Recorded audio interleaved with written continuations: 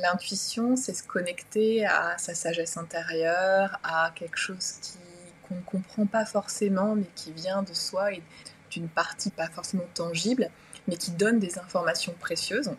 Donc moi, en tant que coach intégratif, vraiment j'utilise corps, cœur, cerveau, c'est-à-dire que j'utilise pas que les mots et mon analyse, j'utilise ce que je ressens d'un point de vue corporel, d'un point de vue émotionnel, dans la présence de l'autre. Si par exemple je m'arrête de respirer en étant en coaching avec la personne, je me dis tiens, il va se passer un truc là, et donc je le pose comme élément, tiens c'est marrant, le souffle coupé, est-ce que ça vous parle, est-ce que ça fait écho, puisque la personne elle peut juste dérouler son bilan RH et toutes les X mille tâches qu'elle a à faire. Et le fait que je lui dise, tiens, j'ai l'impression d'être en apnée là, la personne peut aussi réaliser ça. Donc j'ai envie de dire, si moi j'utilise pas mes intuitions, je peux pas permettre au client d'aller se connecter à son intériorité et son intuition. Donc je commence par moi et je le pose en hypothèse ou en ressenti personnel dans la manière dont je l'accompagne. C'est très teinté de Gestalt, soyons clairs.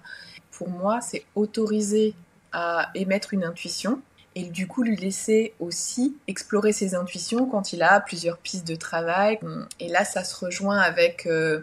coacher en marchant où on va à l'aventure et il y a plusieurs voies et qu'est-ce qui se passe, et je lui dis écoute ton intuition, par où tu as envie d'aller, et on regarde aussi ce qui se joue dans est-ce qu'il arrive à prendre une décision, est-ce qu'on est bloqué à un endroit.